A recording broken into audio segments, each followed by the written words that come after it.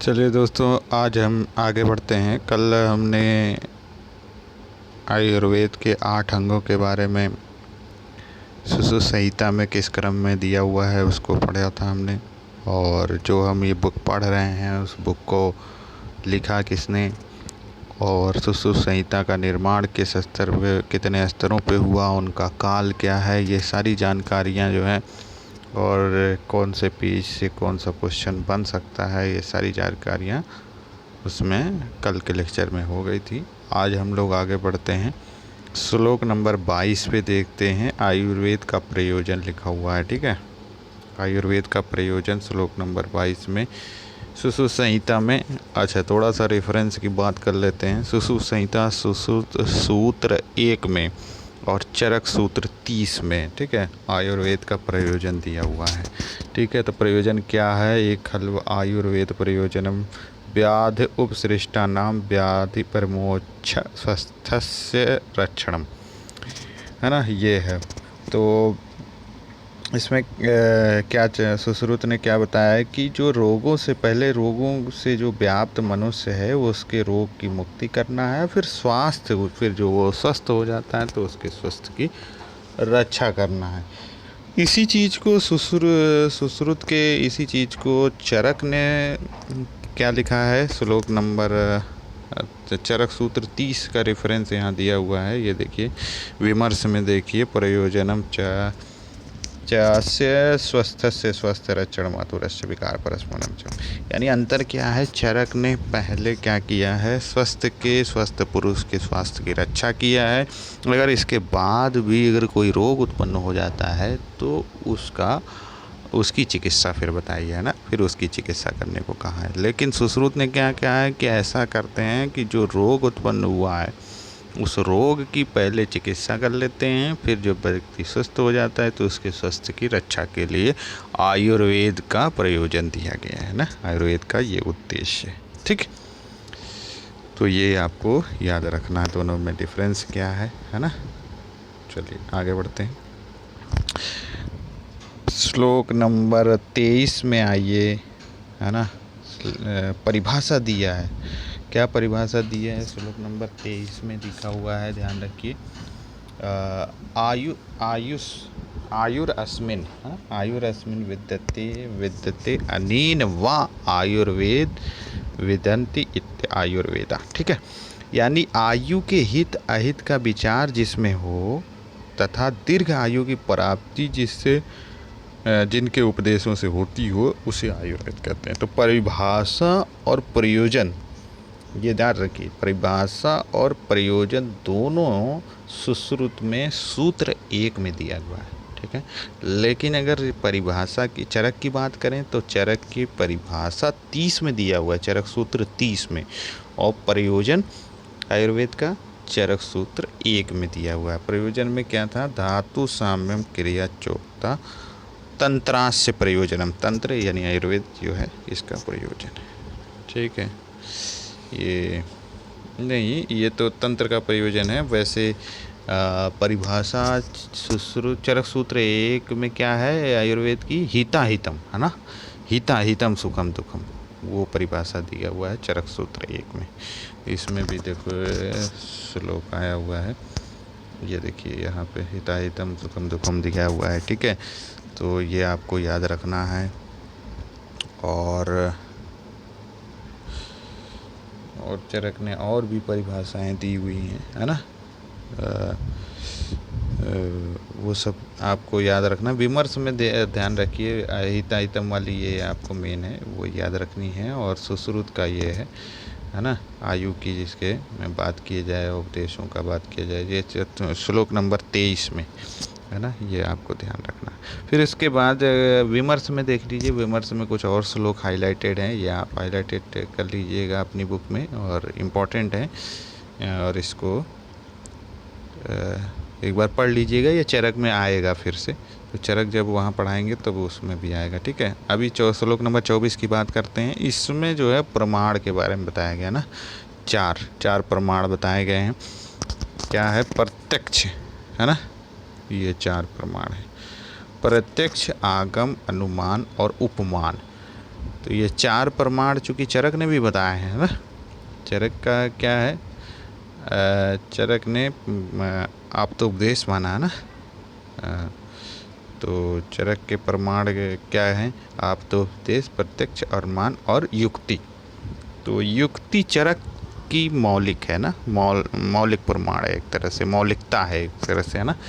तो चरक की मौलिकता युक्ति, यानी युक्ति प्रमाण चरक ने माना है। यहाँ पे इन्होंने उपमान माना है ना। उपमान सुश्रुत की मौलिकता है। तो क्वेश्चन आता है उपमान किसकी मौलिकता है ना, उपमान प्रमाण किसकी मौलिकता है, सुश्रुत की। इसी तरह से युक्ति प्रमाण चरक की। तो दोनों ने 4-4 माने हैं, डिफरेंस याद रखिएगा। अच्छा, अगर प्रथम की बात कर दिया जाए, जैसे चरक के प्रथम प्रथम प्रमाण क्या माना है, आप तो उपदेश माना है। चरक ने प्रथम प्रमाण आप तो उपदेश माना है। तो सुश्रुत की बात किया जाए तो प्रत्यक्ष माना है ना। तो प्रत्यक्ष जो है ये सबसे, मतलब आप किसी रोग को देखेंगे नहीं, जब तक जानेंगे नहीं तब तक कैसे, है ना, आप उसका इलाज कैसे कर सकते हैं। तो प्रत्यक्ष को प्रथम प्रमाण माना है सुश्रुत ने। लेकिन जब वही चरक की बात होती है तो आप तो उपदेश माना है। आप तो उपदेश क्या माना है, जो हमारी संहिताओं में लिखा हुआ है वो सारी चीज़ें आप तो उपदेश हैं, उसको आप जब तक जानेंगे नहीं, स्टडी करेंगे नहीं, फिर आप प्रत्यक्ष मानेंगे। फिर प्रत्यक्ष आप देखेंगे तो उससे कोरिलेट करेंगे, यानी स्टडी देन प्रैक्टिकल। इन्होंने क्या किया, पहले प्रत्यक्ष देखा, फिर उसके बाद आगम जो आप तो उपदेश से रिलेटेड है उसको फॉलो किया, फिर उसके बाद इस तरह से प्रमाण को माना है। ठीक है, तो याद रखिएगा प्रत्यक्ष है और वहाँ आप तो उपदेश। ठीक है, फिर उसके बाद अगर आप श्लोक नंबर 25 में देखें तो इसमें कुछ ख़ास नहीं है। इन्होंने उसमें दूसरी लाइन देखिएगा, हिंदी में लिखा हुआ है, प्रहारजन्य व्रणों के रोपण करने तथा यज्ञ के कटे हुए सिर का संधान कर देने से इसी अंग को प्रधान माना है। शल्यशाला के की बात है, 8 अंगों में प्रधान क्यों है उसको इसीलिए माना है। खैर ये बहुत इम्पोर्टेंट नहीं है। 25वां श्लोक नंबर 26 इम्पोर्टेंट है ना। अच्छा, इसमें एक क्वेश्चन आता है, श्लोक नंबर 25 में ही लिखा है,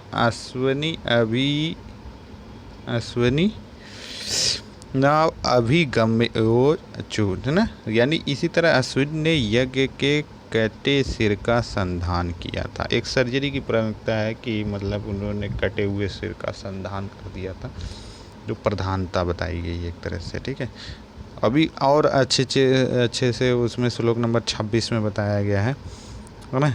तो यहाँ एक क्वेश्चन जो 25 से बनता है, एक क्वेश्चन ये है कि अश्विनी कुमारों ने किसके कटे सिर का संधान किया था, तो यज्ञ के, है ना, ये क्वेश्चन। तो श्लोक नंबर 26 में आप देखेंगे तो इसमें यह है कि शल्यतंत्र प्रधान क्यों है, प्रधान क्यों है, इसलिए इसकी प्रधानता के बारे में इन्होंने दिया है कि आशु क्रिया करणात्, यानी शीघ्र क्रिया करता है ना, आशु क्रिया करणात्, शीघ्र क्रिया करने से, यंत्र शस्त्र छार अग्नि प्रणिधानात्, है ना, यंत्र शस्त्र छार अग्नि का प्रयोग करने से, तथा सर्वतंत्र सामान्यस्य, अन्य सर्वतंत्रों में समान चिकित्सा करने से, यह 8 तंत्रों में या 8 अंगों में शल्यतंत्र अधिक माननीय है, अधिक प्रधान है। ठीक है, अभी विमर्श में देखिए, चरक ने भी कई जगह पर शल्य का वर्णन किया है, शल्य चिकित्सा का वर्णन किया गया। 3 जगह पर है, गुल्म में है, उदर में और अर्श में कुछ जगह बताया है ना। वो विमर्श में देखिए, गुल्म, उदर रोग और अर्श, यहाँ पे चरक ने कुछ शल्य की प्रधानता को इंडिकेट करते हुए शल्य कर्म का वर्णन किया है। ठीक है, आगे उन्होंने आयुर्वेद को श्लोक नंबर 27 में देखिए, आयुर्वेद को के बारे में क्या कहा है कि ये शाश्वत है ना, नित्य है, शाश्वत है, पुण्य है, पुण्य देने वाला है, स्वर्ग से स्वर्गदायक है, ठीक है। यश, यश प्राप्त करने, यश के मतलब ख्याति और समृद्धि है ना, इस तरह से प्राप्त होता है, यश प्राप्त होता है, नाम, नेम फेम है ना। आयुष्य, आयु के लिए हितकर है। और वृत्तिकर यानी जीविका उपयोगी काम कर सकते हैं। तो जीविका उपयोगी के लिए आयुर्वेद का वर्णन किसने कहा है? सुश्रुत ने कहा है। सुश्रुत ने कहा है कि ऐसा करिए कि वृत्ति के लिए यानी जीविका उपार्जन के लिए आप इसका प्रयोग कर सकते हैं, आयुर्वेद के नियमों का, द्रव्यों का, इस तरह से है ना। लेकिन सुश्चरक ने बिल्कुल मना किया है ना। उन्होंने कहा कि ये इसके जीविका उपार्जन के लिए इसका प्रयोग नहीं है, बल्कि मानवता की सेवा मात्र के लिए है उनको, है ना। तो श्लोक नंबर आगे देखते हैं। आपको वृत्तिकर क्वेश्चन आना, ये बताना है कि वृत्तिकर किसने बताया है? सुश्रुत ने बताया। आगे ऊपर देखिए लिखा हुआ है विमर्श में कि कुर्वते न तू वृत्तिकर है चिकित्सतम, है ना, कि अगर चिकित्सा जो आप कर रहे हैं, चरक का ये श्लोक है, अगर चिकित्सा आप कर रहे हैं और उसको से पैसा कमा रहे हैं तो उससे अच्छा है कि आप जो है कांचन यानी आप ऐसा कर रहे हैं कि जो स्वर्ण राशि को छोड़ के पांसु यानी धूल आदि को इकट्ठा कर रहे हैं। ये देखिए, तो इसलिए बहुत खतरनाक बताया उन्होंने चरक ने, लेकिन सुश्रुत ने कहा वृत्तिकर आप कर सकते हैं, है ना। और आगे क्या कहा है इसी में श्लोक, वरम आशी विषम कथितम ताम्र, है ना, ये आशी विष के समान है, ताम्र खा लेने से जो है यो गुड़, ये एक श्लोक है, इम्पोर्टेंट है ना। वरम आशी विषम कथितम ताम्र, मोस्ट टॉक्सिक द्रव्य जो है यहाँ पे है ताम्र की बात के लिए की गई है ना। सबसे प्रथम ताम्र का वर्णन चरक में आया हुआ है। ये श्लोक चरक का है, उसमें आएगा तो बताएंगे। उसी में एक श्लोक यहाँ है अष्टांग हृदय का, इम्पोर्टेंट है। क्वचित धर्म, क्वचित मैत्री, क्वचित अर्थ, क्वचित यश, है ना, कर्म अभ्यास, क्वचित चिकित्सा नास्ति निष्फला, यानी चिकित्सा कभी भी निष्फल नहीं होती। कभी धर्म की प्राप्ति होती है उससे, कभी मित्रता प्राप्त होती है, कभी अर्थ, है ना, पैसा उससे मिलता है, और कभी यश मिलता है, कर्म अभ्यास। इसलिए चिकित्सा कभी भी निष्फल नहीं जाती। ये श्लोक है अष्टांग संग्रह का, उत्तर तंत्र 50 का है, बहुत इम्पोर्टेंट श्लोक है, ठीक है। अभी क्या है कि वीडियो बहुत लंबी हो जाएगी, इसके आगे नेक्स्ट वीडियो में बताएंगे। तब तक जो लोग इस चैनल पे नए हैं वो प्लीज़ लाइक करें, सब्सक्राइब करें और ज़्यादा से ज़्यादा इसे शेयर करें, है ना।